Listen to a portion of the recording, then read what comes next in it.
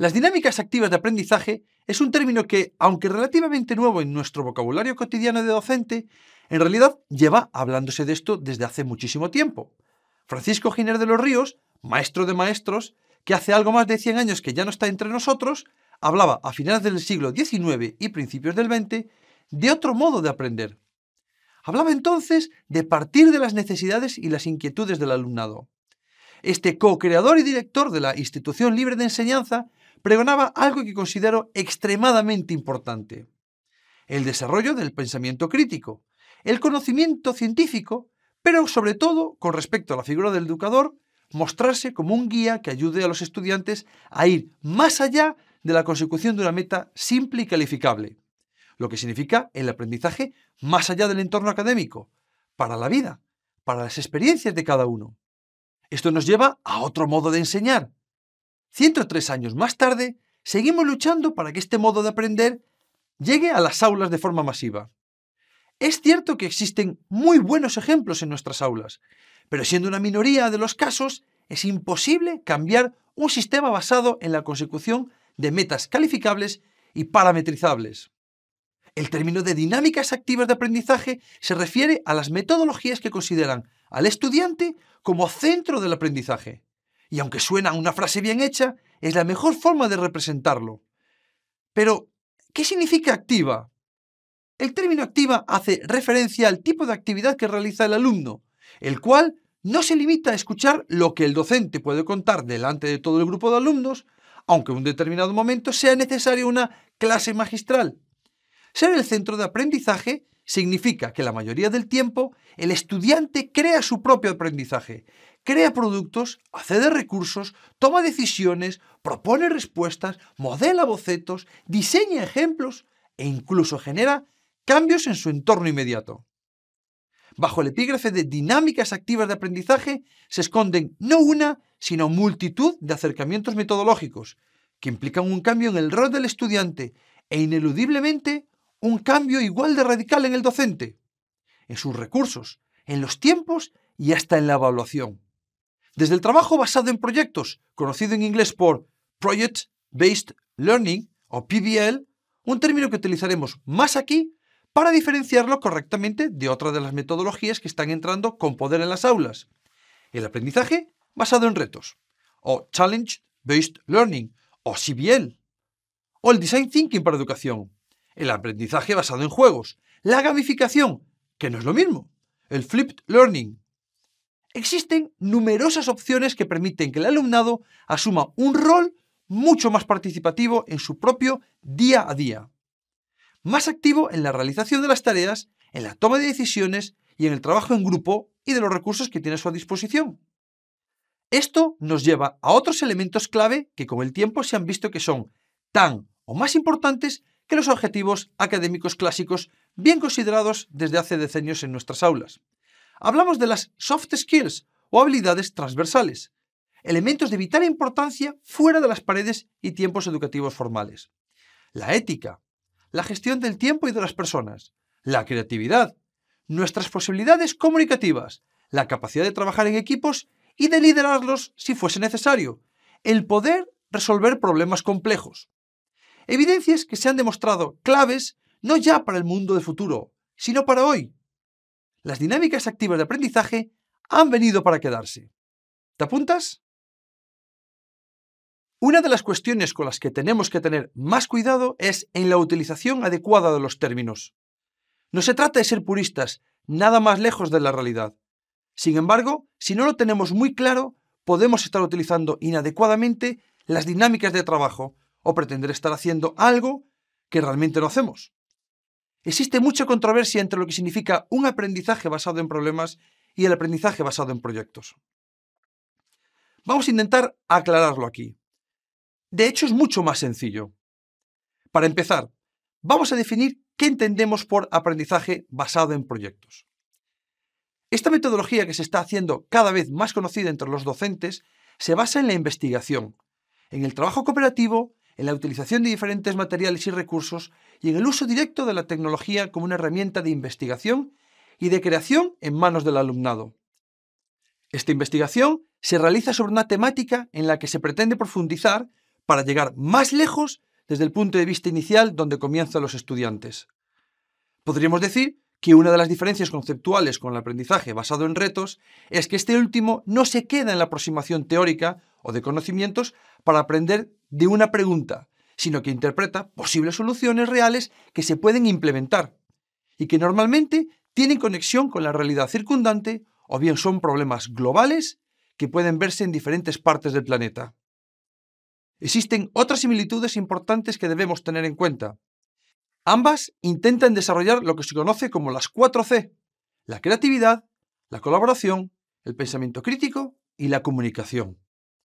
Por otro lado, ambos acercamientos, todavía más en el caso del aprendizaje basado en retos, son formas más complejas de aprendizaje que inciden en la necesidad de un rol diferenciador por parte del docente, y ambas consiguen, bien encauzadas, un aprendizaje más profundo y más real en nuestro alumnado. Hacer uso de aprender a aprender, una de las competencias recogidas en la legislación actual educativa, se refleja en la necesidad de utilizar esta y otras metodologías, que permiten aprender para saber hacer y aprender para saber ser.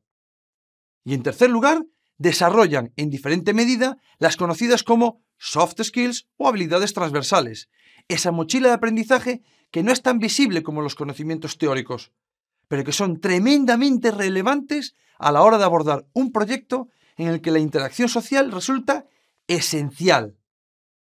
En cuanto a las diferencias más destacables, podemos decir que lo que se busca con la metodología del aprendizaje basado en proyectos es mejorar la comprensión conceptual sobre un tema o pregunta, que podemos incluso seleccionar del entorno en el que se mueven los estudiantes. Para ello, es esencial conocer los puntos claves con los que desarrollar una estrategia de aprendizaje. Una de las cuestiones a tener en cuenta es la puesta en común con el grupo clase desde la curiosidad hacia el expertise, como lo llaman los ingleses, es decir, hacia un mayor nivel de conocimiento. Este enfoque permite que la metodología PBL pueda funcionar muy bien con otros métodos de aprendizaje, como por ejemplo el Flipped Learning, ya que el alumnado puede acceder a ciertos conocimientos, recursos, estrategias en sus momentos de aprendizaje no formal, para luego poder ponerlos en valor en el desarrollo de los proyectos dentro del aula con su docente.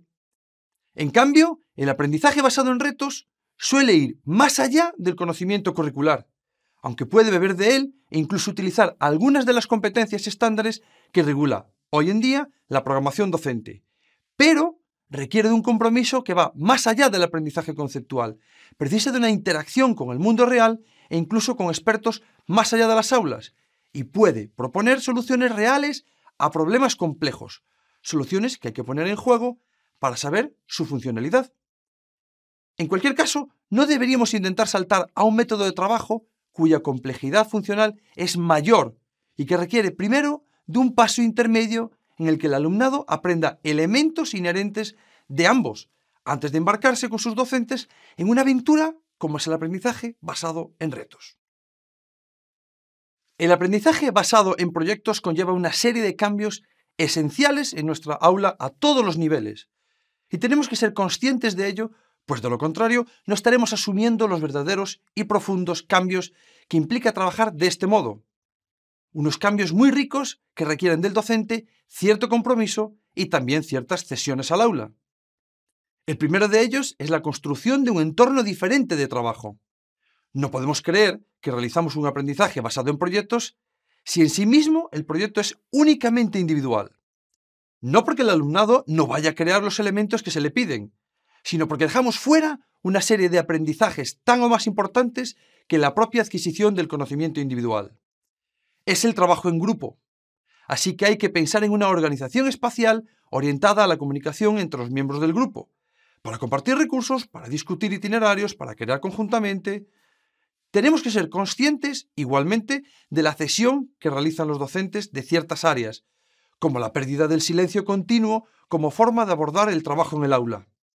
Esto no significa que en ocasiones el alumnado tenga que realizar un trabajo individual y concentrarse en una tarea que requiere silencio. Pero si queremos que el alumnado tiene que discutir y llegar a acuerdos, es fundamental que aprenda dentro de contextos en los que el ruido, un cierto caos controlado, es parte de nuestra dinámica de aula.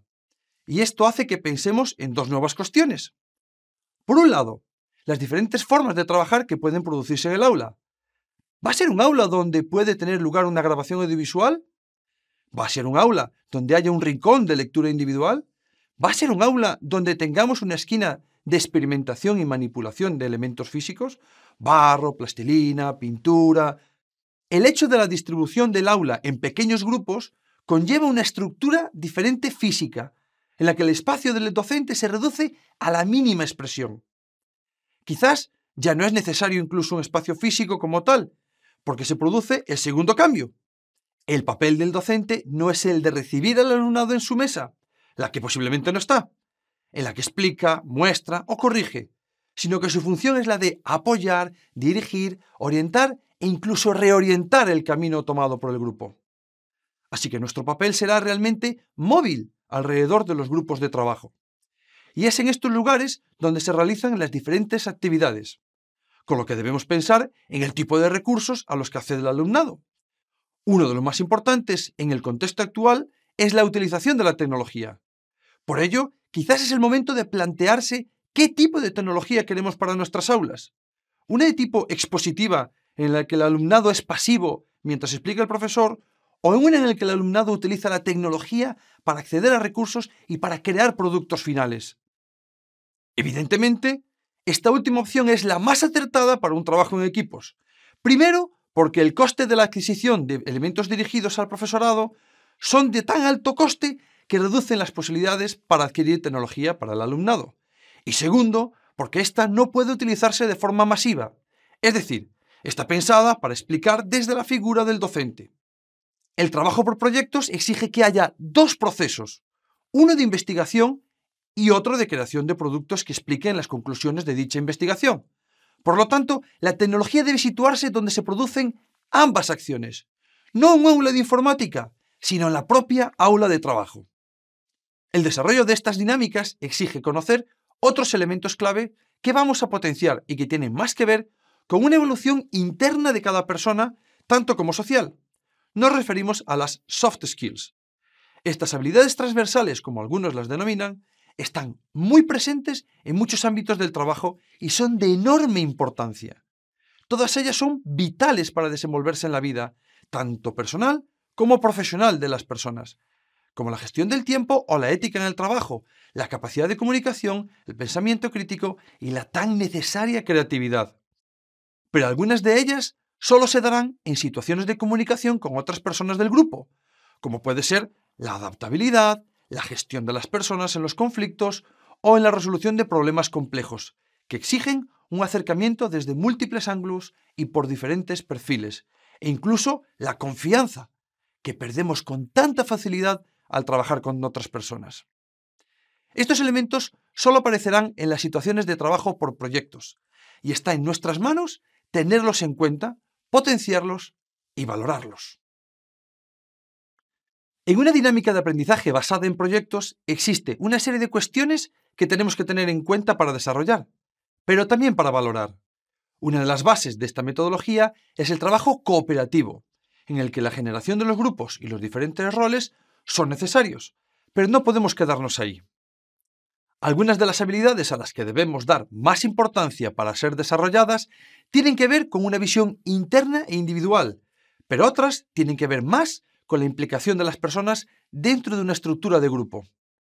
Entre unas y otras tenemos lo que se ha venido a llamar soft skills, habilidades blandas o incluso aparecen en algunos lugares como habilidades transversales. Tiene más que ver con el desarrollo de la parte emocional y social y de los rasgos de la personalidad de las personas que con adquirir conocimientos. La potenciación y desarrollo de esta serie de habilidades es esencial y marca en muchas ocasiones la diferencia entre varias personas que mantienen un nivel de conocimientos similar. Como con muchos de los elementos que son posiblemente infravalorados en los procesos educativos, las soft skills deben ser introducidas desde temprana edad para llegar a producir avances significativos.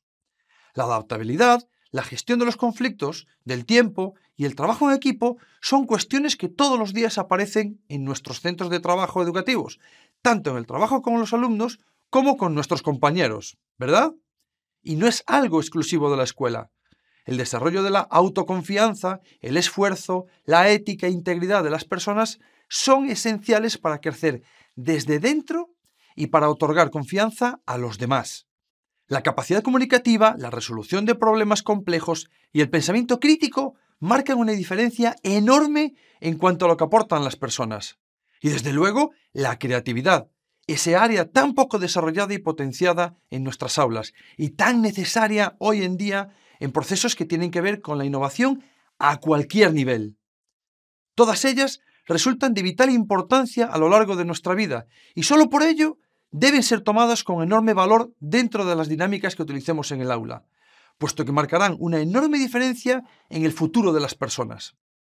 Otra de las cuestiones a repensar es la forma de introducir la dinámica de aprendizaje basado en proyectos en un centro o aula, que no haya realizado nunca este tipo de acciones. Aunque la idea de desarrollar proyectos que involucren a más de un área es, desde el punto de vista educativo, tremendamente poderoso, debemos ser cautos en las primeras implementaciones de esta metodología en nuestra aula. Es lógico e incluso más seguro generar los primeros proyectos dentro de un área conectada con la realidad, como puede ser las ciencias sociales o naturales, o áreas como química o física, geografía o historia. Y desde ahí, en futuras interacciones, crear proyectos más ambiciosos que incluyan varias áreas e incluso a varios docentes. No sería deseable un proyecto que no tenga una filosofía STEAM, es decir, debería incluir elementos a desarrollar de ciencias, tecnología, ingeniería, artes y humanidades y matemáticas. En los últimos tiempos se ha impuesto un modelo como STEM, que, equivocadamente, desoye las voces de los que opinan que las artes y humanidades aportan una visión esencial para llevar a cabo un proyecto holístico, y es que las artes y humanidades conllevan una mirada de construcción desde un punto completamente diferente, donde interviene el diseño, la relación con las personas, la forma artística o el aspecto comunicativo en cualquiera de los lenguajes para hacer llegar nuestro mensaje. Ya en Estados Unidos, donde ya se había iniciado anteriormente el movimiento STEM, han empezado a incorporar desde hace varios años las artes y humanidades como elemento esencial de construcción de proyectos, pasando a ser STEAM. Pero, ¿qué debemos tener en cuenta para realizar un proyecto bajo la premisa de STEAM? Pues en primer lugar, dando una visión global que sucederá cuando intervengan diversas áreas de conocimiento en el desarrollo del proyecto. En segundo lugar, dando cabida a procesos de descubrimiento por el propio alumnado. En tercer lugar, utilizar múltiples técnicas de storytelling, de contar historias para todas las evidencias.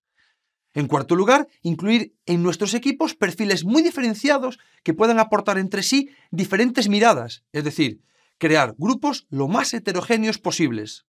Dar mucha importancia a la creatividad en cualquiera de sus manifestaciones, también desarrollar la síntesis de información en diferentes lenguajes, comunicar a audiencias diferentes fuera de nuestra zona de confort y, en último lugar, el papel que juega la tecnología en un proceso de este tipo.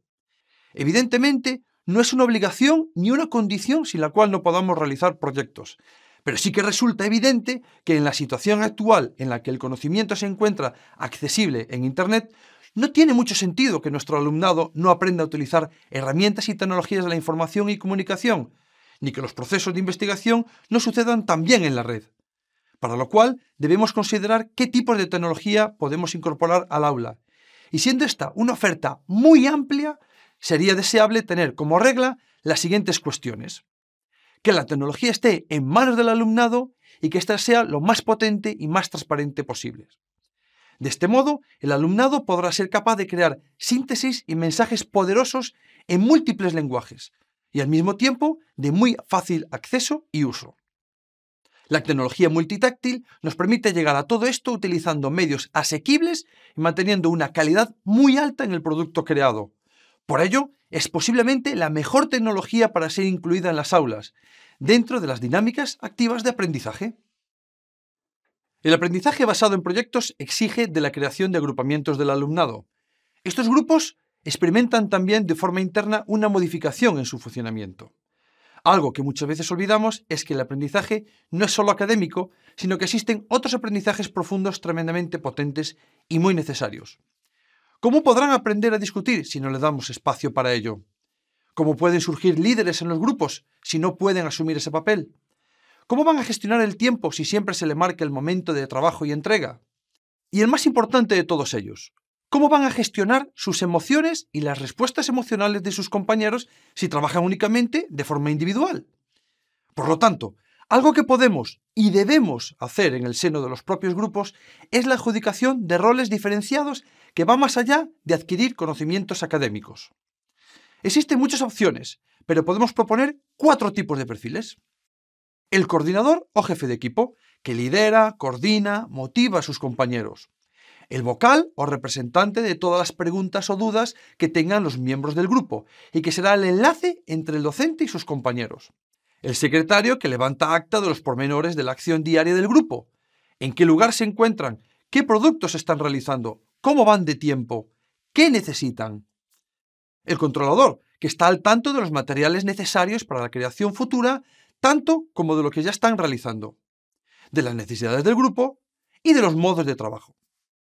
Desde el punto de vista puramente educativo, el PBL permite atender a la diversidad de un modo mucho más próximo, puesto que existe una mayor libertad y autonomía del alumnado, mientras que las personas que requieren cierta ayuda pueden recurrir, y deberían recurrir, a la ayuda en 3 pasos. Primero, con su mentor de aula, su compañero o compañera que le sirve de enlace y le ayuda en primera instancia.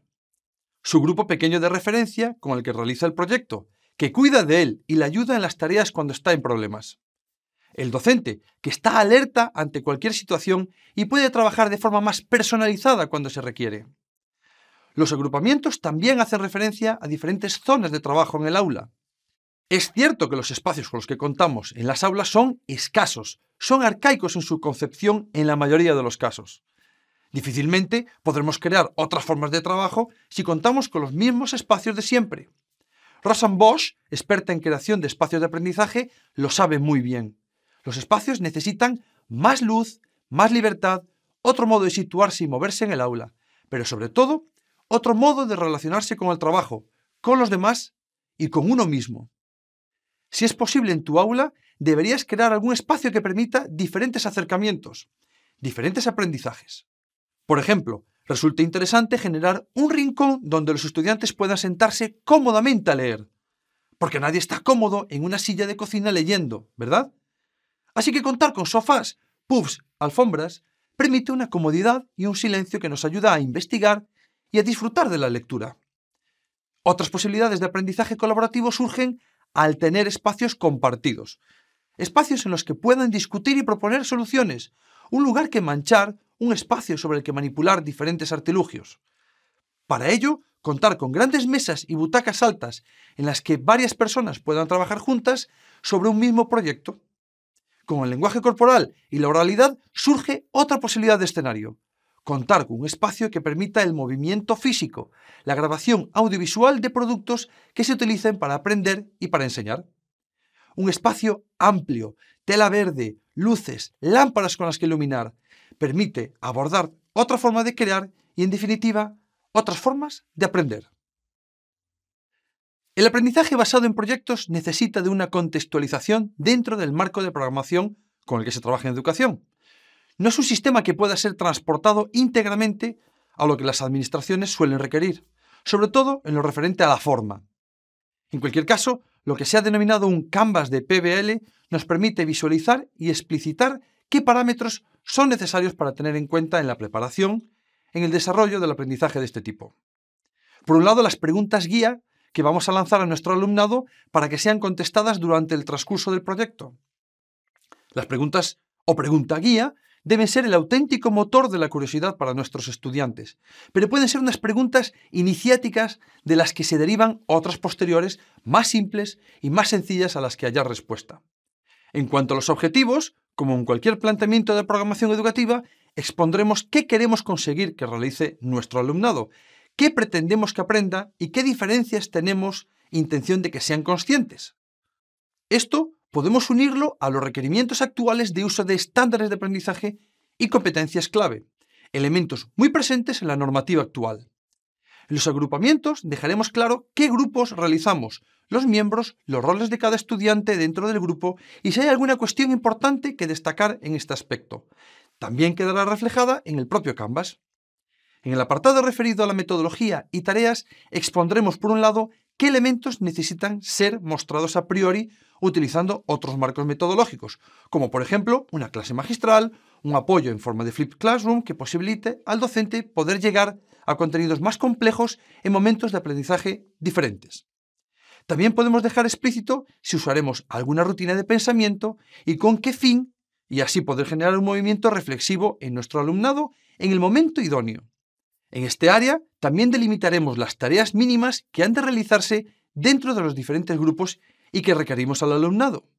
Tareas que deben dejar margen para que surjan otras ideas que llevar a cabo por los estudiantes. Estas tareas han de estar enlazadas dentro de lo posible con otra de las áreas de este Canvas, la creación de productos finales. Y al igual que con las tareas mínimas diseñadas para que lleguen a sus conclusiones de sus investigaciones, en la parte de los productos finales debe haber espacio para la propia decisión del alumnado de generar otros productos a mayores. En el apartado de materiales y tecnologías, tal y como indica el título, deberíamos hacer uso de tantos elementos como sea posible. Diferentes acercamientos para diferentes tareas y explicaciones generan una experiencia lo más gratificante y amplia posible. El aprendizaje se realiza generando muchos tipos de tareas con enfoques diferenciados. Centrarnos solo en el uso de la tecnología como medio de crear los productos finales de síntesis o no dar cabida a ella en absoluto es un error de concepto enorme. En cualquier caso, explicitaremos las tecnologías a utilizar, si es necesario, dispositivos móviles, sistemas de grabación multimedia, cartulinas, rotuladores, plastilina o barro, ideales para construir objetos e incluso para animarlos utilizando la técnica de stop motion. Finalmente, en el apartado de evaluación, incluimos los indicadores de logro de las principales tareas encomendadas por el docente. Estos indicadores deberían estar directamente relacionados con los objetivos y estándares que han de intentar lograrse. Y así tendremos nuestro Canvas, nuestra programación de PBL, diseñada para ser usada con nuestro alumnado. Como se suele decir, hay proyectos y proyectos. Desarrollar un aprendizaje por proyectos es interesante y tremendamente educativo para el alumnado. Y me atrevería a decir que para la cultura del propio centro educativo. Pero siempre hay un margen de mejora. Podemos pasar de un nivel bueno a un nivel supremo y hacer esto implica centrarse en una serie de puntos clave para hacer crecer el proceso. Hay dos cuestiones a tener en cuenta a priori en la propia concepción de lo que significa un PBL. Por un lado, el objeto de investigación en el proyecto tiene que significar algo para el alumnado. No es lo mismo partir del conocimiento que tenemos del sistema respiratorio del cuerpo humano que iniciar el proyecto porque nos preocupa el asma que padecemos. No es lo mismo conocer los movimientos del corazón que interpretar qué nos pasa cuando corremos muy rápido durante un buen tramo. Por cierto, ¿por qué sudamos? Esa es la idea. Crear las preguntas guía que harán la función de catalizador de investigación y de creación de productos. Hacerlo desde el interés y la vida de los estudiantes. Esto provoca la segunda gran clave, que el aprendizaje sea significativo. Y solo puede ser significativo cuando es cercano al alumnado. Para ello, nos vamos a fijar en los factores que determinan la calidad del proceso de aprendizaje basado en proyectos. En primer lugar, crear lo que se llama la necesidad de saber. Las premisas o introducciones iniciáticas que pueden generar el docente al iniciar el proyecto marcan una enorme diferencia. Podemos partir de una noticia de periódico para hablar del tamaño de la luna, o la interrupción de la electricidad en el aula, una película que habla de hackers, o la visita que realizamos a una fábrica automovilística. Crear esa necesidad implica elevar el nivel de curiosidad. Esto lleva al segundo factor, la creación de unas buenas preguntas iniciáticas. Unas buenas preguntas pueden presentar ese abismo cognitivo de una forma amena y provocadora, también transportadora de la curiosidad y conectora con realidades que no viven los estudiantes, pero que son interesantes de responder. ¿Cómo llevan el agua en un poblado africano? Si los iglús de los esquimales no tienen calefacción, ¿cómo soportan el frío? ¿Por qué hace más humedad en el trópico? El tercer factor conlleva un cambio en la actitud del docente, y es que tenemos que darle más voz y decisión al estudiante. Es decir, proponer productos finales y formas de presentar la información es una función del docente, pero es importante dejar margen de maniobra a los estudiantes para tomar las decisiones que crean oportuno en cuanto a generar productos finales de su interés y con el alcance que consideren. Por ejemplo, no es lo mismo hacer un ensayo sobre la calidad de la alimentación hoy en día que el hecho de hacer productos basados en la publicidad masiva en forma de folletos que llegarán a las casas de todas las familias del entorno. Como no es lo mismo realizar una presentación sobre las barreras arquitectónicas que tenemos en el centro que crear un vídeo denuncia que se hace llegar a los medios de comunicación. Ese papel puede, y posiblemente lo requiera, una toma de decisión por parte de los estudiantes, y esto es tremendamente potente y hermoso en la creación de experiencias de aprendizaje. En los procesos de investigación y creación hablamos de colaboración entre iguales, pero es necesario matizar qué significa esta cooperación. Algunos docentes requieren trocear la información para individualizar este proceso. Es un error. No digo que no haya momentos en los que el trabajo individual prevalece, pero una verdadera cooperación requiere de procesos compartidos en casi todo momento. Esta cooperación viene añadida a las otras habilidades que suelen tildarse del siglo XXI. Habilidades como el pensamiento crítico, fundamental para hacer crecer una voz propia basada en la investigación y contraste de fuentes de información. O la creatividad, tan necesaria para generar unos productos finales únicos y personales. Otro de los elementos esenciales es la conexión con el mundo real, sus problemas y sus curiosidades.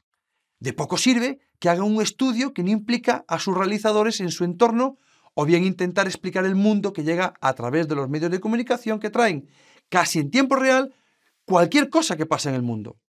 Es esta la plataforma desde la que surge la curiosidad y a la que hay que dar respuestas. De poco sirve pedir replicar informaciones que se pueden recoger directamente desde la Wikipedia. Las preguntas guía deben versar sobre el conocimiento, pero el que existe en el mundo real en el cual vive el alumnado. Pero posiblemente uno de los más significativos sea el diferenciar los proyectos de cada grupo, de cada participante, de forma que su propuesta, su formulación o su exposición sean únicos. La idea de tener el mismo proyecto repetido X veces acaba generando una comparativa de resultados, algo justamente en dirección contraria de lo que pretendemos. El valor de ser únicos es de gran importancia y algo que no debemos obviar. El penúltimo punto versa sobre la valoración, que podemos incluir como evaluación, pero ambas como sistemas de retroalimentación, lo más importante de todo el proceso educativo. Este sistema de feedback debe ser continuo con el espíritu de reconducir, orientar o ayudar a realizar las acciones de aprendizaje. De poco sirve realizar todo un proceso complejo de PBL si a lo único que pueden aspirar el alumnado es a ser evaluado y calificado. El objetivo es hacer ver el feedback como una constante que permite una reelaboración del proceso en su totalidad o en alguna de sus partes. Finalmente, la exposición de los productos alcanza una mayor cota de importancia si la audiencia es pública o utilizados a través de la tecnología para potenciar su efecto difusor. Hacer de los estudiantes no solo receptores de información, sino de productores de alcance local y global. La metacognición o el aprender a aprender hace referencia a las estrategias que las personas, como aprendices, necesitamos crear y utilizar para poder aprender en nuevos contextos, nuevas formas de realizar procesos y adaptarse a situaciones de aprendizaje no conocidas con anterioridad. Para darse ese conocimiento de los puntos claves que son necesarios para poder ponerlos en funcionamiento en situaciones nuevas de aprendizaje, hay que crear las situaciones de aprendizaje en las que los estudiantes tengan que preguntarse qué es lo valioso, qué es lo fundamental en cualquier proceso de aprendizaje y qué reflexiones deben realizarse para poder crear el fundamento para otras situaciones. Está muy ligado a hacerse consciente de los propios pensamientos, lo que se conoce como pensamiento visible, concepto originario de la Escuela de Educación de Harvard. Para poder realizar procesos de metacognición debemos crear las situaciones afectivas positivas para que desaparezca ese miedo al error como carga negativa y así valorar la participación activa de cada individuo y del grupo o comunidad.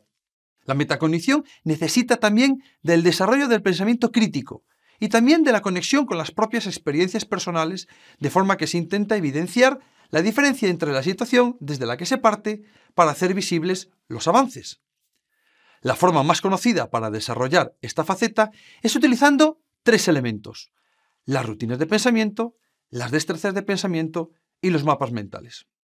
Las rutinas de pensamiento son patrones elementales de pensamiento que permiten al alumnado ser consciente del proceso que ha tenido que realizar para llegar a una conclusión. Las destrezas de pensamiento, por su parte, son organizadores gráficos que favorecen un pensamiento reflexivo. Estas destrezas pueden ser utilizadas en contextos de aprendizaje formal, pero también en momentos de aprendizaje informal y no formal. Los mapas mentales son estrategias que favorecen el aprendizaje de un concepto y la conexión que existe con otros conceptos. Permite que el estudiante realice un análisis y una reflexión de lo expuesto como nodos de información interconectada. En el caso de los mapas mentales, se comienza por un tema central o concepto a desarrollar, desde el que se expande como hilos de información hacia otros nodos de información que dependen del primero, de forma que se genera una figura visual que puede ser en forma de árbol, de racimo o circular, y que visualmente permite ver las conexiones muy fácilmente.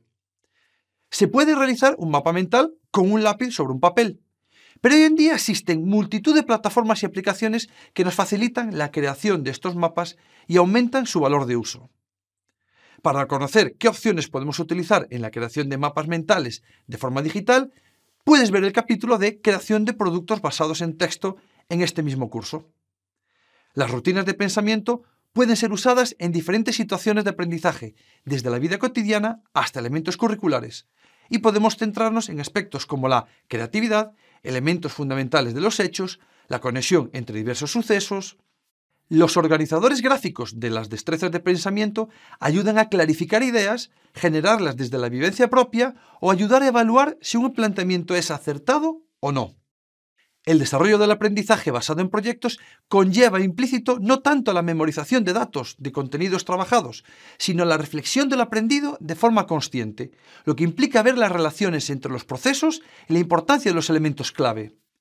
Este tipo de aprendizajes desarrolla, como hemos dicho, la metacognición y el pensamiento crítico, elementos de incalculable valor para cualquier área de desarrollo personal. El desarrollo de proyectos implica diferentes formas de trabajo. El trabajo individual, al que la escuela está acostumbrada después de decenios y decenios a realizar y evaluar un trabajo eminentemente individual, posiblemente corregido en pequeña escala con aportaciones mínimas de actitudes sociales. Realmente, si queremos darle valor a lo que aporta un trabajo en donde el componente social es primordial, debemos hacerlo desde edades tempranas y de múltiples formas que nos ayuden a crear un auténtico mosaico de oportunidades. Vamos a proponer diversas formas de trabajo, también individual, sí, que es bueno trabajar desde tu interior y de forma completamente autónoma. Uno de los aspectos que debemos cuidar es la de ofertar diferentes opciones expresivas al alumnado, diferentes oportunidades que deben escoger para poder alzar su voz y dar a conocer sus productos. Resulta evidente que el conocimiento previo sobre qué se puede hacer es reducido, pero en la medida que se van presentando diferentes opciones, con baja o alta tecnología, podemos presentar nuevas y diferentes formas de producir y dar a conocer la investigación y sus reflexiones. Por un lado, está el camino individual, para lo que podemos pensar en diferentes opciones. La creación de un diario de aprendizaje, bien sea en un plano analógico, con los materiales que utiliza el estudiante, o en una versión digital que nos permita llegar más lejos en su difusión y hacerse, de paso, competente en un lenguaje digital que tiene sus connotaciones. La creación de los enlaces, la estética, el funcionamiento de diferentes soportes, el apoyo visual y estético que debemos tener en cuenta, etc. La creación de un mapa conceptual es tremendamente valioso. Primero porque nos obliga a sintetizar la información de un modo único y también porque la forma de organizar dicha información nos permite conectar nodos y visualizar las conexiones entre diferentes elementos. Utilizar otros aportes gráficos que complementan lo expresado e incluso nos permiten ver las relaciones entre personas o hechos, sus jerarquías y sus dependencias. Evidentemente, la creación de ensayos personales y escritura creativa y reflexiva ha estado y estará siempre entre los bagajes que hay que desarrollar. Existe otro tipo de agrupamientos que nos permiten abordar otro tipo de productos en los que más personas implica más roles de trabajo y más aprendizaje. En el caso de trabajar por pares iguales, un 1 a 1, se empieza a gestar lo que debería ser la norma, el trabajo por interdependencia. Es decir, un único producto que depende de los diferentes roles de cada participante, más que dos productos que vienen a ser lo mismo.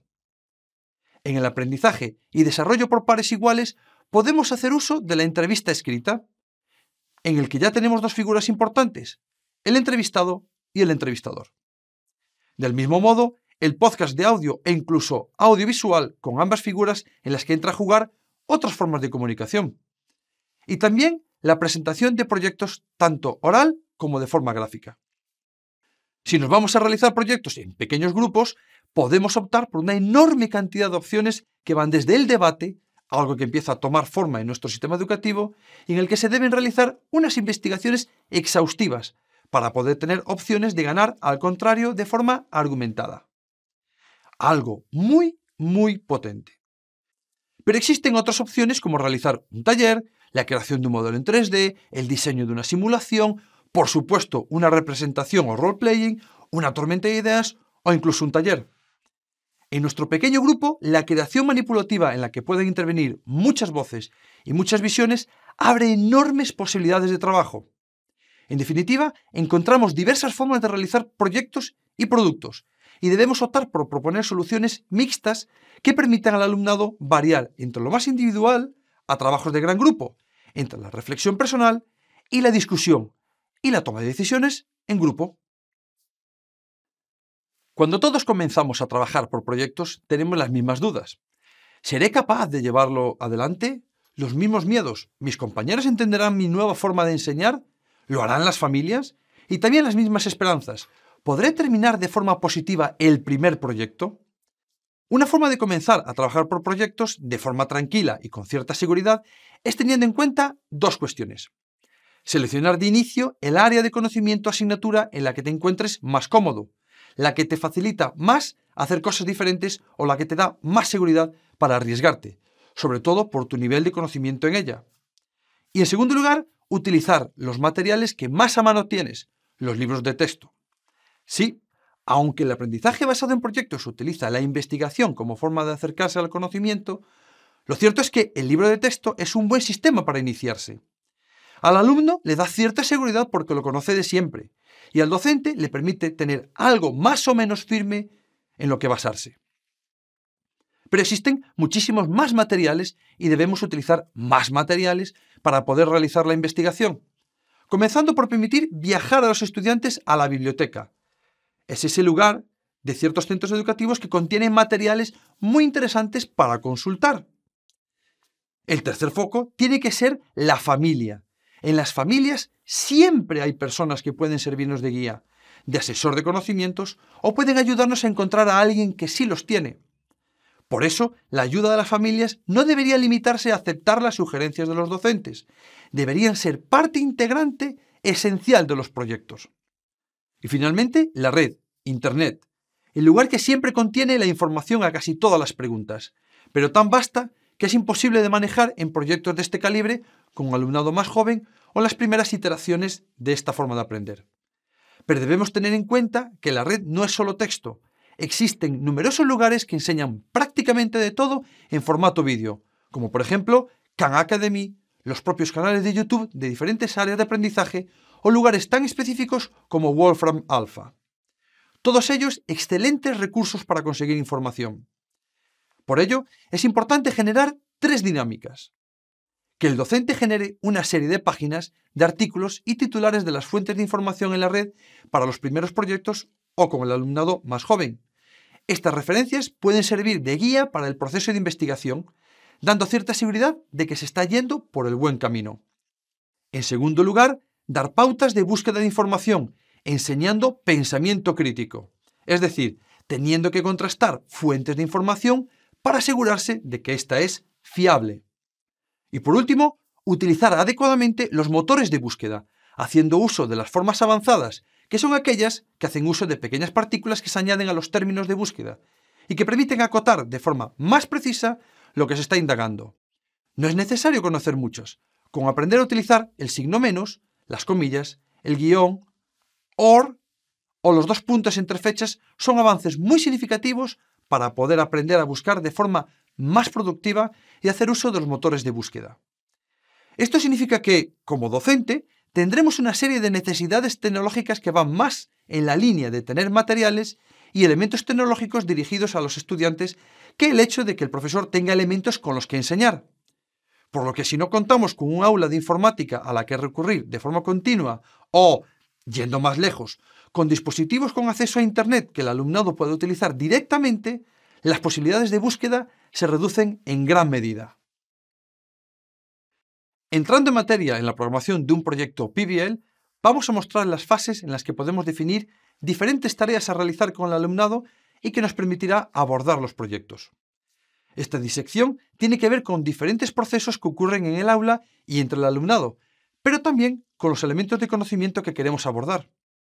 Pero antes, una pequeña cuestión que a veces nos pasa desapercibida, pero que, reflexionando sobre nuestra propia práctica educativa, es de vital importancia. La pregunta que pocas veces nos hacemos es: ¿por qué? ¿Por qué queremos hacer un proyecto? ¿Por qué creemos que es importante para nuestro alumnado? ¿Por qué creemos que les valdrá la pena? Y esto nos llevará a otras cuestiones. ¿Es importante porque creemos que aprenderán más? ¿Es más vital para su aprendizaje el desarrollo personal y emocional o el cognitivo? ¿Es esta experiencia algo que les aporta como personas sociales que interactúan con otras, consiguiendo llevar a cabo un mismo fin? Todas estas preguntas, y más, tienen dos posibles soluciones. La primera de ellas es si nos importa más el resultado cognitivo y los resultados finales de los productos que se presenten. Y la segunda opción pasa por creer que el proceso de aprendizaje es el propio viaje y que la parte emocional y social, lo que los americanos llaman SEL, es lo primero a desarrollar, potenciar y valorar. Y luego viene todo lo demás. Dicho esto, vamos con las fases de aprendizaje basado en proyectos. Primero, conocer el nivel de conocimiento inicial del alumnado en las cuestiones que queremos desarrollar. Y de paso, crear las condiciones en el grupo para que se generen las preguntas importantes que llamaremos preguntas guía. Estas condiciones y preguntas surgirán en un ambiente positivo, de interpelación entre iguales y donde la curiosidad es la gran aliada de la que tenemos que ir de la mano. Tirar de algunos de los estudiantes que muestren sus propios conocimientos y llevarlos hasta donde se cuestionen aquello que desconocen.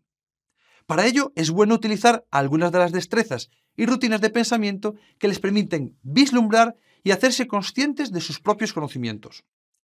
Es el momento de detectar los conocimientos previos.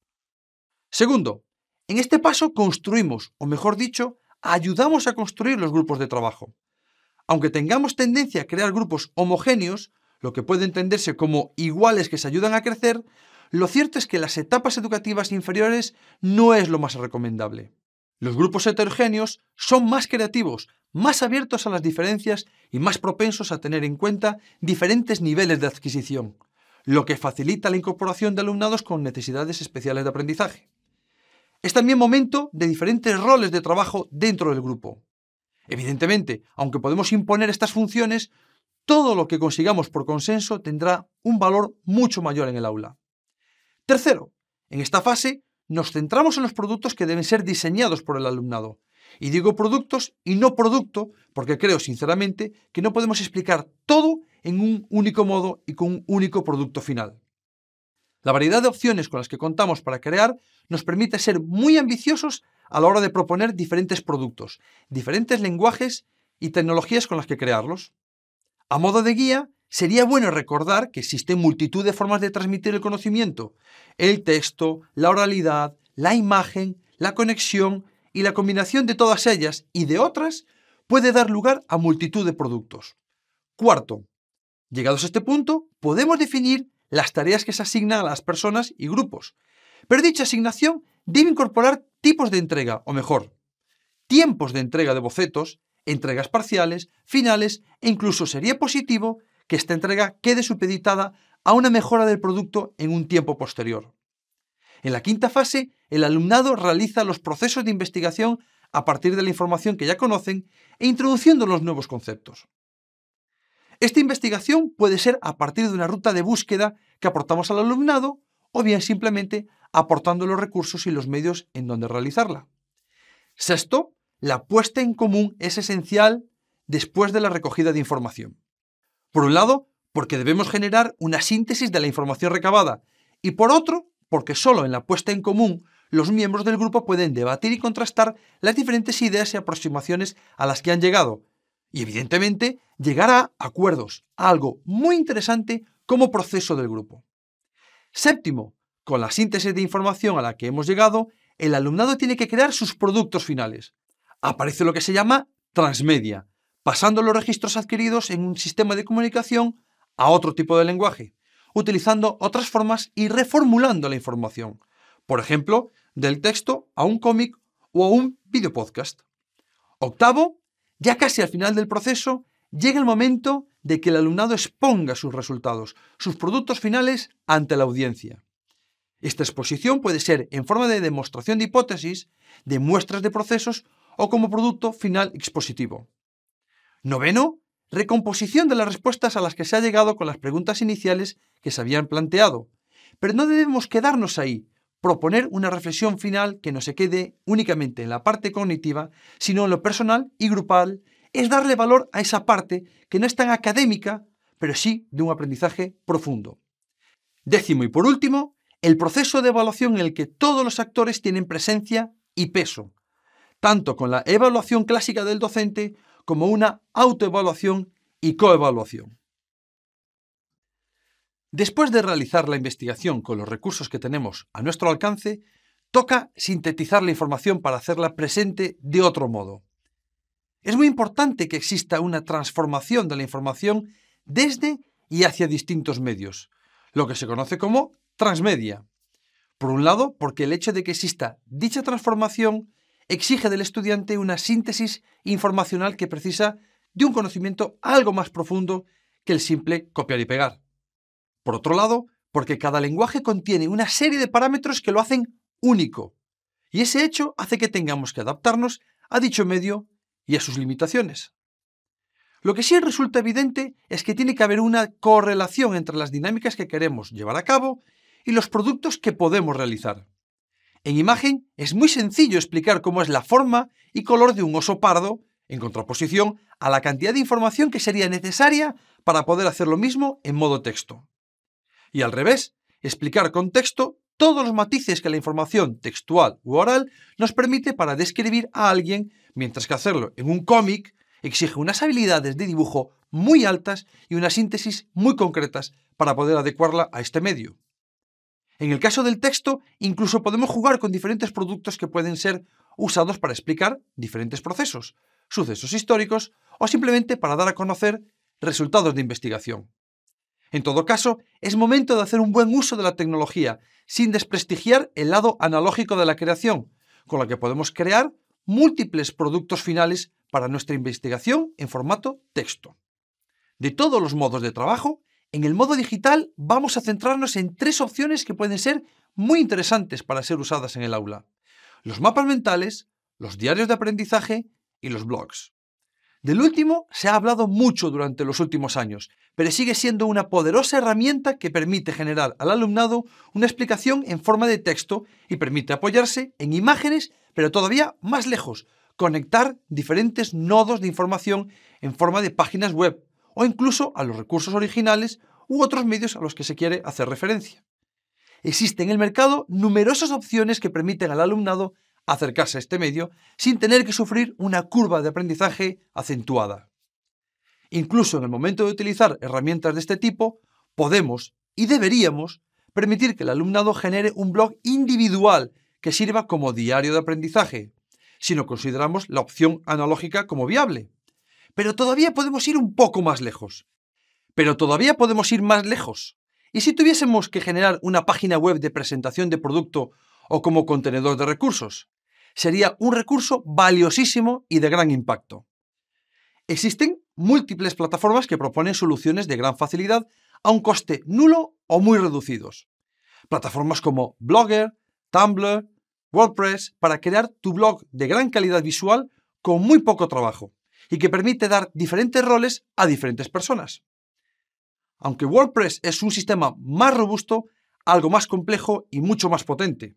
Sin embargo, si lo que queremos es crear páginas web, las opciones como Wix o Weebly son opciones de gran calidad y mínimo esfuerzo.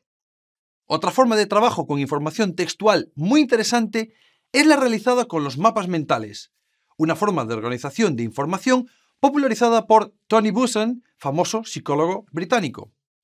Es una forma de exponer la información en forma de nodos interconectados con los que conformar una visión global, los hechos investigados más reseñables y sus conexiones más importantes. Es un sistema en el que además podemos definir el nivel de profundidad de las relaciones entre los nodos y la cantidad de texto que pueden utilizar. Existen en el mercado infinidad de soluciones que nos permiten trabajar los mapas mentales, desde hacerlo a mano alzada hasta utilizando diversas utilidades de software que funcionan tanto en ordenadores de escritorio como en dispositivos móviles y multitáctiles, como MindMeister, Mindomo, Xmind, Poplet. Por último, podemos hablar de las líneas de tiempo, una forma muy visual y tremendamente efectiva para tratar la información que se desarrolla a lo largo de un periodo, y en donde debemos señalar diversas acciones, momentos o sucesos de importancia que serán mostrados visualmente a lo largo de dicha línea, y explicados en texto con apoyo gráfico incluso. Y para terminar, el libro digital, algo que ya está al alcance de muchos y que permite generar contenido que puede ser visualizado en multitud de dispositivos y cuya creación actualmente es sencilla. Los libros digitales, dependiendo de la plataforma que se use para su creación, permite incluir no solo texto, sino apoyarse en elementos gráficos, visuales y multimedia, enriqueciendo el producto final. Por ello, son una solución muy interesante para poder ser creada por el propio alumnado. Podríamos destacar las opciones de Book Creator y Apple Pages como las más potentes y sencillas en manos del alumnado, y iBooks Author como la posibilidad más potente para el docente. Como podéis ver, la cantidad de opciones para trabajar desde el texto son enormes y nos permiten acceder a formas diferentes para exponer los resultados de la investigación. En la sociedad actual existe el texto como vehículo para comunicar, pero este es un invento bastante reciente. Realmente es la palabra hablada la que lleva más tiempo siendo usada por el hombre, que finalmente ha encontrado otras formas de expresarse. El hecho de utilizar la palabra permite que podamos utilizar otros apoyos visuales, y eso abre las puertas a múltiples combinaciones entre palabra, imagen y derivados de esta. Una buena oportunidad para desarrollar la oralidad, un elemento que hemos dejado de lado en nuestras aulas para centrarnos, quizás demasiado, en el texto escrito. Algunas de estas combinaciones ya las conocemos en las aulas, pero vamos a recordarlas igualmente, puesto que son unos elementos de gran calidad para ser utilizados en la elaboración de los productos finales que expliquen la investigación llevada a cabo en el aula. En primer lugar, la imagen, una forma muy directa y estimulante de dar a conocer información. Por ejemplo, una secuencia de imágenes de una simple fábrica, un paisaje desértico, unos pocos animales en mal estado físico, ya nos envían un mensaje muy claro y potente. Existen formas comunicativas intermedias, basadas en imágenes, gráficos, iconos y bocetos, que nos permiten explorar otros vehículos de comunicación. Por ejemplo, el visual thinking, tan de moda últimamente en el contexto educativo en el que, con ciertos bosquejos, diagramas sencillos, dibujos fáciles de realizar, podemos hacer un mapa de un concepto explicado en el aula o como forma de resumir una información. Por ello, simplemente necesitamos lápiz y papel, o bien utilizar algunas de las aplicaciones de dibujo con nuestro dispositivo, por ejemplo, con Paper de 53, la poderosa aplicación de Procreate o la apuesta de Ideas de Adobe, entre innumerables opciones. La infografía también nos permite utilizar diversos elementos visuales como las gráficas, los iconos y el mínimo texto posible para dar a entender un concepto o un proceso.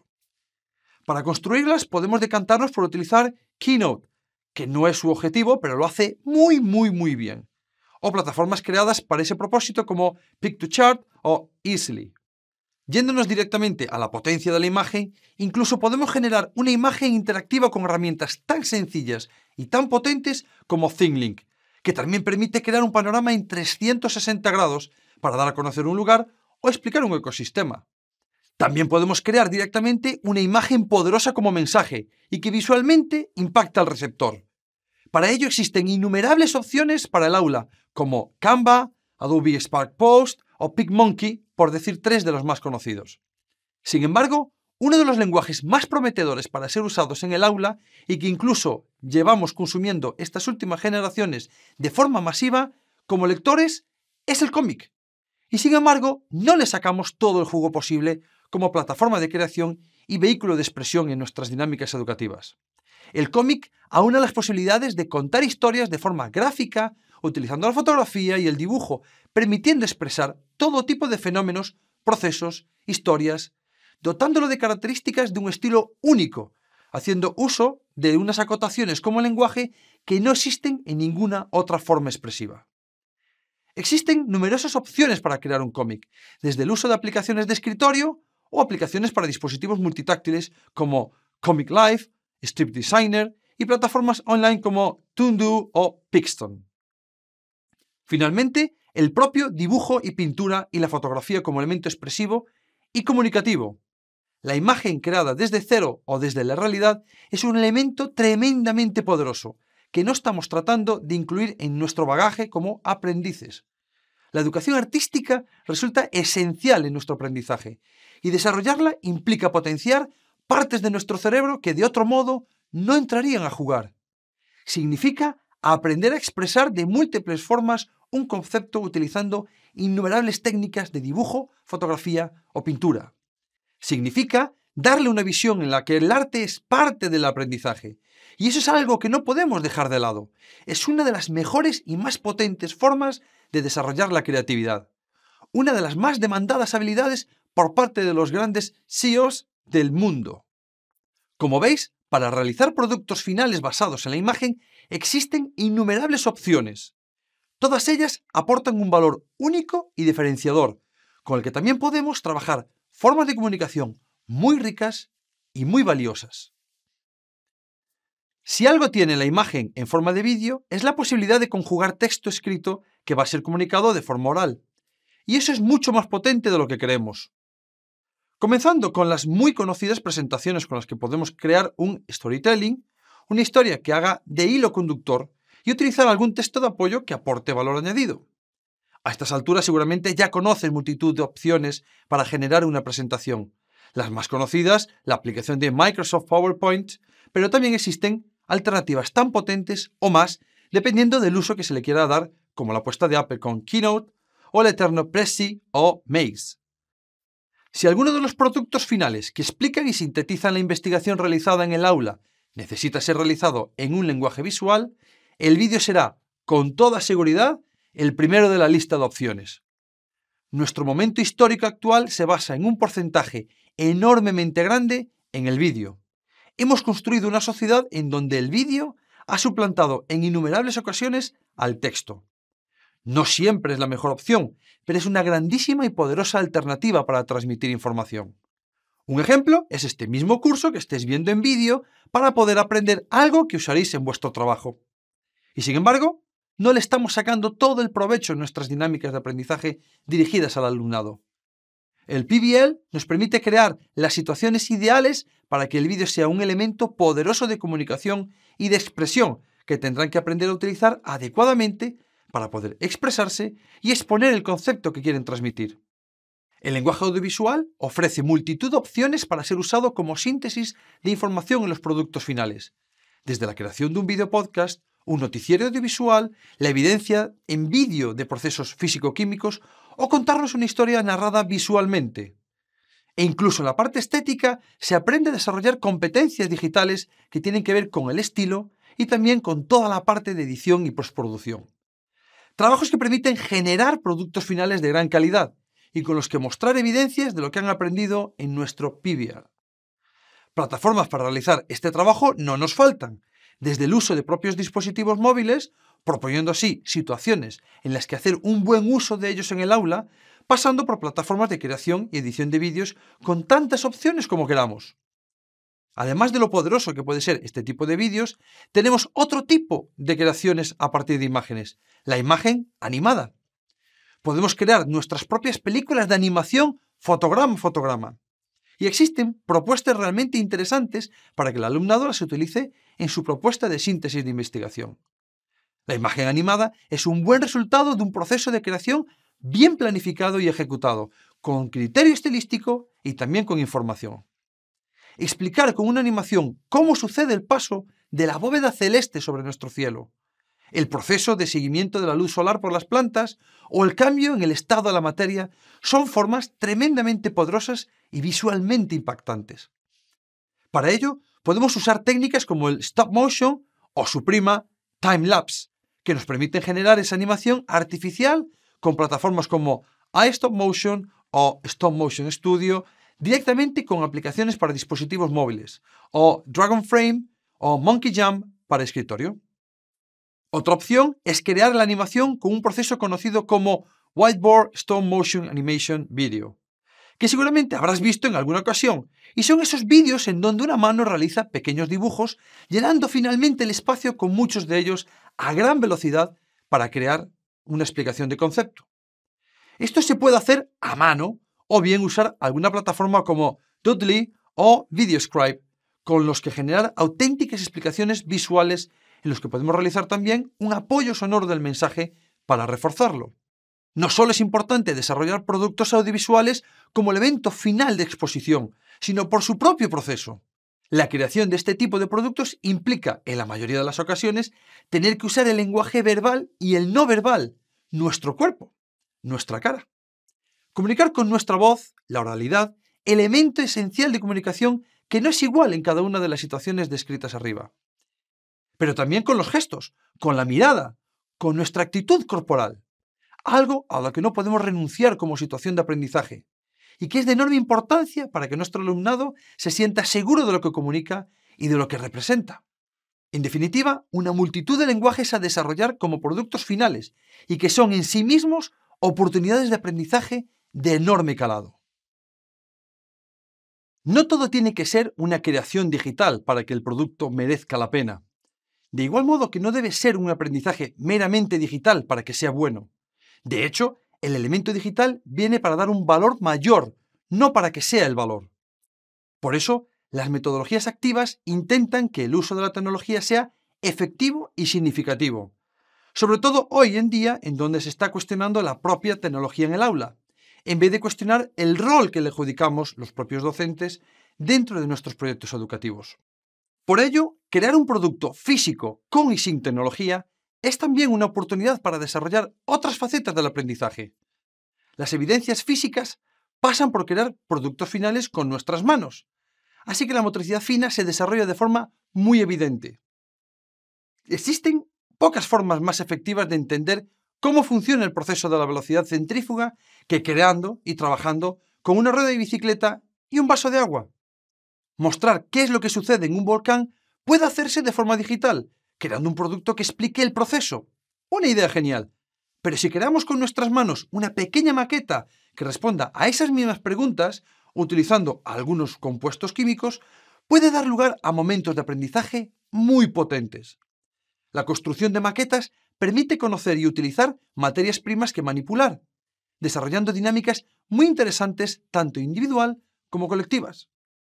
Esto evidencia muchas carencias de las aulas hoy en día, lugares en los que no podemos realizar pruebas o trabajar con otro tipo de materiales, y además la falta de recursos para crear productos finales más allá del libro de texto. Y eso mismo sucede cuando utilizamos elementos eléctricos o electrónicos para crear pequeños ejemplos basados en esta energía, o materiales con los que contar para crear, por ejemplo, un sistema acuapónico.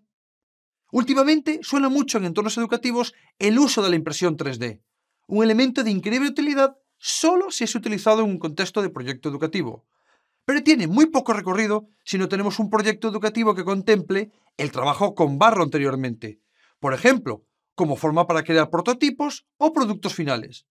La impresión 3D requiere de una inversión bastante importante que tiene sus condicionantes, y quizás con cierto tirón mediático que puede condicionar lo que creemos que puede realizarse en el aula. Pero dentro de un proyecto de trabajo es una solución muy interesante para desarrollar prototipos que expliquen nuestra investigación. Prototipo. Un interesante concepto que deberíamos tener en cuenta como elemento esencial de aprendizaje, porque incluye el error como base, la creación y el aprendizaje desde la diferencia hasta el producto final, como forma de aprender. En ese sentido, incluso la programación, también conocido como coding, como la robótica, como conceptos de diseño de funcionalidades y explicación de procesos, son formas que nos permiten mostrar lo que hemos avanzado en el conocimiento.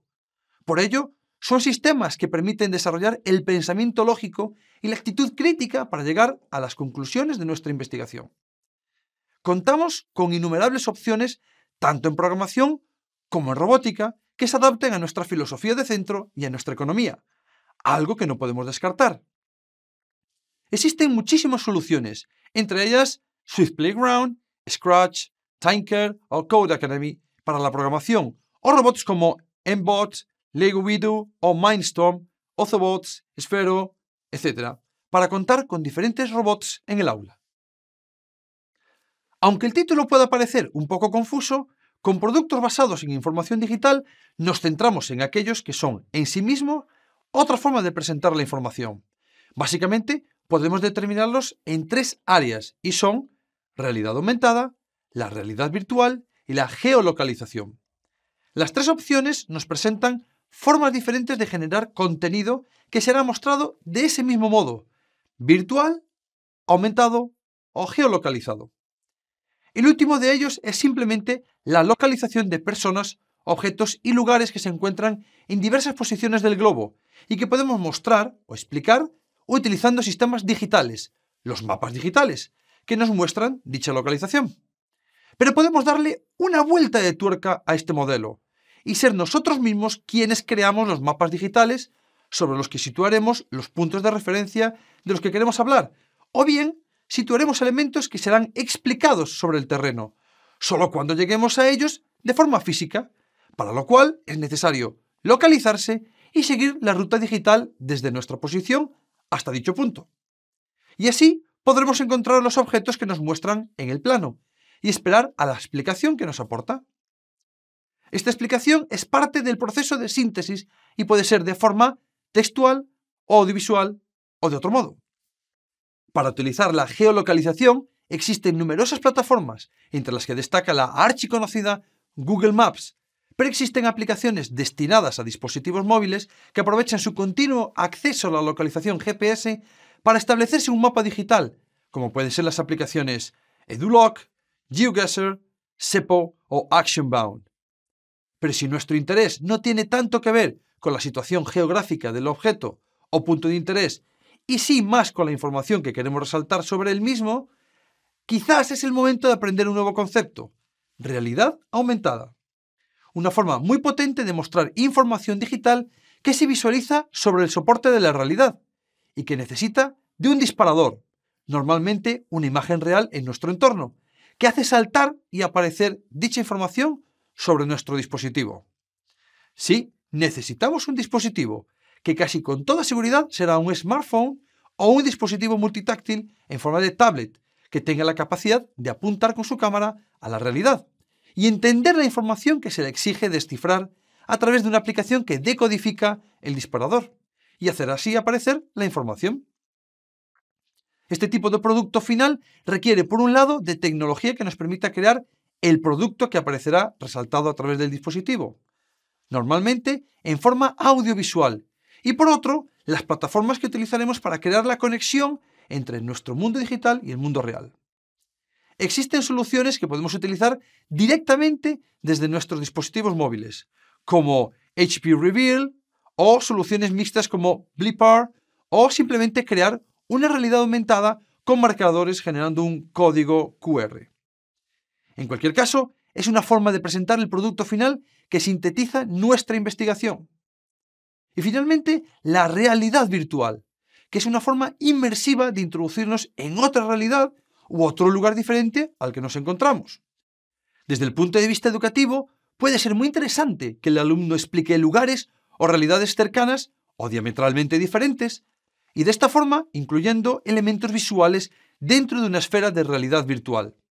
Cierto es que la tecnología de realidad virtual es, en general, de alto coste y de gran complejidad, pero existen ejemplos de todo lo contrario que pueden ser utilizados por estudiantes para crear entornos en realidad virtual en los que explicar conceptos o lugares, como por ejemplo la aplicación gratuita de Figment para dispositivos iOS o la aplicación Teleport 360 de ThinkLink para la creación de esferas de realidad virtual sobre la que introducir puntos de información. Estas formas de crear productos finales no son tan sofisticadas como puedan parecer en un principio. aunque requiere de cierto bagaje tecnológico entre los docentes que quieren implementarlo. No es menos cierto que abren espectaculares puertas para que el alumnado pueda crear sus proyectos y mostrarnos sus investigaciones de un modo increíble. Prácticamente en el tramo final de un proceso de aprendizaje basado en proyectos llega la parte relativa a la evaluación. Y es en ese punto donde debemos pararnos a hablar del tipo de evaluación que requiere un proceso de esta magnitud. Evidentemente estamos hablando de adquisición de contenidos cuando nuestros estudiantes realizan procesos de investigación y es importante que accedan a esos contenidos y sepan sobre ellos para poder sintetizarlos y crear productos finales sobre ellos. Pero también es importante que nos paremos sobre los procesos que se desarrollan y que intervienen en su diseño y elaboración. No solo sobre las calificaciones y el resultado final, sino también sobre el camino que se realiza en el viaje. Esto acaba por llevarnos a los docentes a repensar la evaluación como un sistema de retroalimentación más que un sistema de notas derivadas de exámenes. Por ello es esencial hablar de este punto del aprendizaje basado en proyecto sobre 3 ángulos. Uno, centrado en el tipo de evaluación formativa y cualitativa en contraposición a la cuantitativa y sumativa. Otro, centrado en los agentes que intervienen. Y en tercer lugar, sobre el instrumento a utilizar. Nuestra clásica evaluación ha sido basada en la idea de calificar como forma de aportar una retroalimentación, aunque de un tiempo a esta parte lo hemos convertido en el punto final del proceso de enseñanza. La evaluación que tiene por objetivo la calificación es una evaluación puramente sumativa, en la que lo importante es alcanzar uno de los gradientes de nivel basado normalmente en los resultados numéricos adquiridos en un examen. En contraposición, la evaluación formativa es un elemento esencial de un trabajo por proyectos, puesto que se basa en el hecho de aportar un feedback al alumnado, más que ser una parte final de valoración numérica. Esta aproximación busca que el alumnado sea consciente de cada salto cognitivo que ha realizado, y si se sustenta de forma fiable en lo que ya sabía y también conectada a su reflexión personal, del mismo modo que evidencia si los estudiantes no han realizado un avance en el sentido esperado para poder así permitirse reconducido. Por lo tanto, el desarrollo del pensamiento crítico es fundamental, ya que no se persigue si los estudiantes saben o no de un tema, sino si son conscientes de su punto de partida, de los elementos que intervienen, del proceso que se ha producido, de las relaciones que han establecido y del desarrollo de los productos de síntesis. Una de las mejores formas de realizar esta evaluación formativa es haciendo uso de las rutinas de pensamiento, unos instrumentos que nos permiten evidenciar estas cuestiones de forma simple y clara, como pueden ser contrastar fuentes de información, hacerse preguntas a partir de un elemento de curiosidad, verbalizar los diferentes niveles de conocimiento. En definitiva, para que cada uno pueda ser consciente de su progreso como aprendiz. Para generar una imagen lo más amplia posible, es importante contar con los agentes que intervienen en la evaluación. Tradicionalmente, el único agente evaluador era el docente, que utilizaba un instrumento como el examen escrito como única forma de calificar el nivel adquirido. Hoy en día es posible dar papeles más activos a los demás agentes que intervienen en el proceso de aprendizaje, los propios estudiantes, que pueden y deben evaluarse a sí mismos para ser conscientes de su nivel de adquisición, en lo que se conoce como autoevaluación, y también por sus propios compañeros, en pequeño grupo o por pares iguales, realizando una valoración externa del papel realizado a lo largo del proceso del proyecto en los descriptores que se proponen, lo que sería una coevaluación. Tenéis en la zona de descargas del curso varios ejemplos de cada una de estas rutinas de pensamiento que podéis utilizar en vuestras dinámicas. Contar con todos los puntos de vista para la retroalimentación es algo enriquecedor, algo que el docente tiene que estar dispuesto a ceder para conseguir una mayor implicación y un proceso mucho más verdadero. Pero, ¿qué elementos podemos tener en cuenta para que la fase de evaluación sea más valiosa? Haciendo caso al BIE, Bulk Institute of Education, la institución que más ha desarrollado este modelo de enseñanza-aprendizaje, las claves serían que el proceso de evaluación es más rico si los productos finales son más auténticos. Es decir, que por un lado no sea una propuesta de actividad que busque ser simplemente replicada, y que sea comparable entre los miembros del grupo, es decir, permitiendo una personalización del producto final. El hecho de valorar las relaciones entre los integrantes del grupo y ver el grupo como una unidad más que una evaluación individualizada. También el utilizar la tecnología para acortar los tiempos dedicados a la evaluación, porque no tiene mucho sentido que la carga de trabajo en este punto sea un problema para el docente. Y finalmente, centrarse en la parte formativa de la evaluación más que en la sumativa, porque conseguiremos que el alumnado vea el proceso como algo enriquecedor. Los instrumentos de evaluación como sistema de recolección de evidencias nos van a permitir conocer qué está sucediendo a lo largo del proyecto y poder aportar una retroalimentación a nuestro alumnado en diferentes momentos del proceso. No es un punto y final del proceso, o por lo menos así deberíamos verlo, sino como puntos de anclaje para que nuestros estudiantes puedan recibir información valiosa y significativa de cómo va transcurriendo el proyecto que están realizando. Debemos desvincular el aprendizaje basado en proyectos del hecho de realizar un examen memorístico como única forma de evaluar, aunque podemos incluirlo como un sistema más de retroalimentación. Si no, estaremos realizando un argumento contradictorio. Existen más y muy útiles mecanismos en la evaluación del producto final, así como del proceso, y que son de gran ayuda para eliminar esa parte de evaluación cuantitativa o incluso para crear una cultura de retroalimentación que favorezca la asunción de riesgos, la creación de productos y la propia reflexión. Existen múltiples opciones, como por ejemplo la realización de un diario de aprendizaje en el que el alumno describe los pasos que va realizando a medida que se desarrollan las distintas fases de construcción del proyecto, la investigación, la síntesis y la exposición final de la información. Este diario de aprendizaje debe seguir las pautas marcadas en su inicio por el docente, pautas que deberían ser consensuadas en asamblea por todos los miembros del aula para buscar una mayor implicación en el diseño y en la construcción del propio diario de aprendizaje. Estos diarios pueden ser de diseño manual, en donde la clásica libreta y el bolígrafo son los simples elementos a utilizar, y en muchos casos son excelentes opciones. Pero tampoco podemos olvidarnos de los diarios digitales en forma de bitácoras o blogs, en donde cada estudiante puede albergar no solo evidencias de su progreso, sino también sus reflexiones personales sobre el mismo. También podemos utilizar mecanismos como la diana de evaluación, un sistema que nos permite evaluar diferentes elementos del proceso, abordando cuál es el comportamiento de cada integrante o su percepción de cómo se desarrolla cada apartado, ya que cada miembro decide qué puntuación adjudica a cada uno de ellos, de forma que cuanto más alejado del centro se sitúe la puntuación, peor será la valoración, y al revés. Como en el caso anterior del diario de aprendizaje, pero en la parte final, resulta esencial generar una asamblea para discutir los resultados y para proponer soluciones a cada uno de ellos como objetivos asumibles a corto y medio plazo. El portafolio, o portfolio como se denomina coloquialmente, es un contenedor de evidencias de aprendizaje realizado por el propio alumno o por el grupo, en donde se introducen los productos finales creados o también sus bocetos o entregas intermedias según tengan decidido en la asignación de tareas a realizar en los pasos anteriores. Al mismo tiempo que puede ser usado como un mecanismo de evaluación, ya que dichas entregas están monitorizadas por el docente.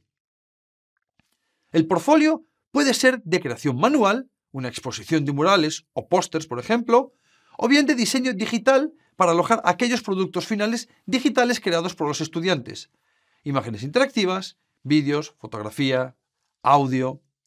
El instrumento de evaluación más conocido posiblemente sea el de creación de rúbricas. Una rúbrica es un sistema de valoración en la que se establecen varios niveles de adquisición o ejecución de cada uno de los descriptores que se proponen. Muchos docentes utilizan una valoración numérica a cada uno de los niveles que se alcanzan para poder conseguir fácilmente una calificación a partir de estos resultados.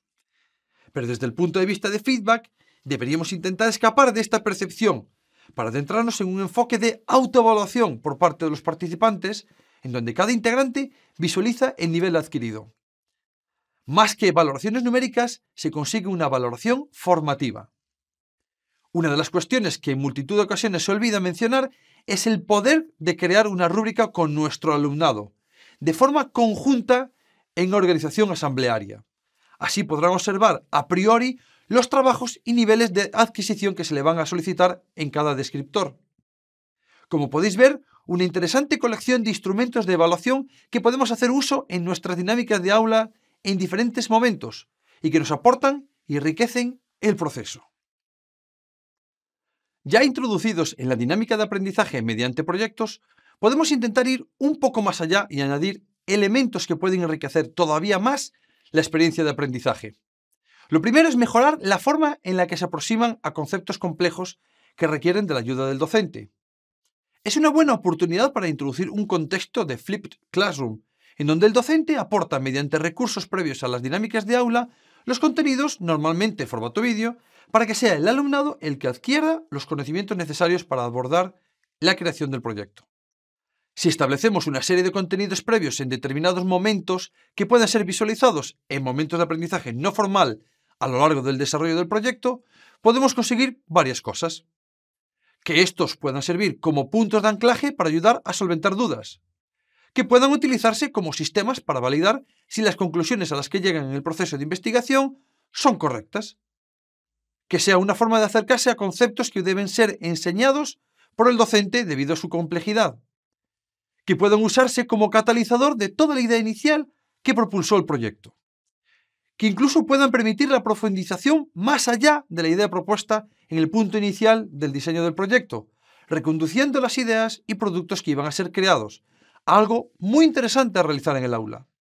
Flipped Classroom puede permitir que nos centremos todavía más en el desarrollo de los proyectos si el tiempo dedicado a ello en el aula está más liberado de la explicación por parte del docente.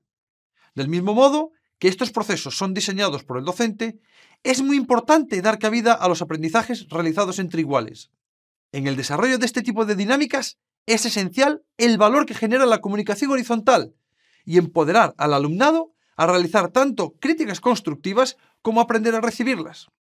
Incluso yendo un poco más lejos, desarrollando dinámicas de mentorización, donde los estudiantes sirven de ejemplo y generan comunicación y apoyo horizontal con otro u otros estudiantes.